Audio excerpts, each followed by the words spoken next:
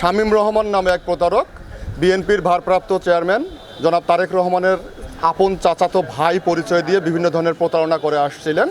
আমরা এই প্রতারণা যখন আমাদের নলেজে আসে তখন আমরা অনুসন্ধান শুরু করি। এই অনুসন্ধানের প্রেক্ষিতে আজ আমরা সকালবেলা ঢাকার উত্তরা 4 নম্বর সেক্টর থেকে তাকে ধরতে সক্ষম হই এবং অলরেডি তার নামে মামলা রুজু করা হয়েছে।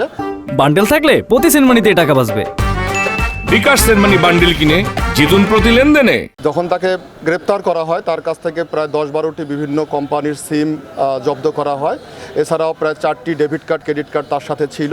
তিনি বিভিন্ন ব্যাংকের চেক তার কাছে ছিল তার সিগনেচারে জালিয়াতি করার জন্য। তিনি মূলত বিভিন্ন সরকারি কর্মকর্তা, কর্মচারী, এছাড়াও দলীয় নেতাকর্মী তাদেরকে পদ পদবি এবং পোস্টিং করিয়ে দেওয়ার জন্য প্রতারণার ফাঁদ পাতেন। তিনি নিজেকে জনাব তারেক রহমান এর চাচা অথবা ভাই হিসেবে পরিচয় দিয়ে তিনি টাকা হাতিয়ে নিতেন এবং তাদেরকে পদ পদবির কথা বলতেন।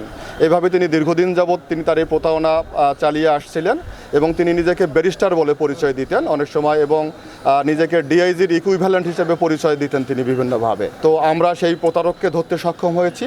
এই প্রতারণার সাথে আরও কেউ জড়িত আছে কি না আমরা তাদেরকেও তদন্ত সাপেক্ষে গ্রেপ্তারের ব্যবস্থা করব, এতটুকু বলছি আপনাদেরকে।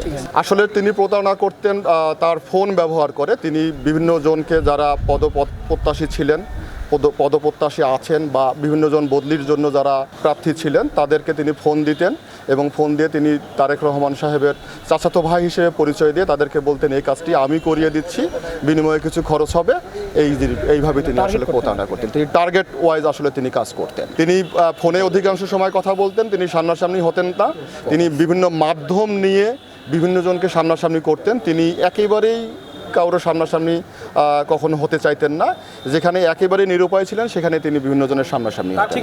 এটা আসলে ভুক্তভোগীরা যখন আমাদেরকে জানায় তখন আমরা নিজেরা তদন্ত সাপেক্ষে তার কিছু ফোন নাম্বার ট্র্যাক করে আমরা তাকে বের করতে সক্ষম হই।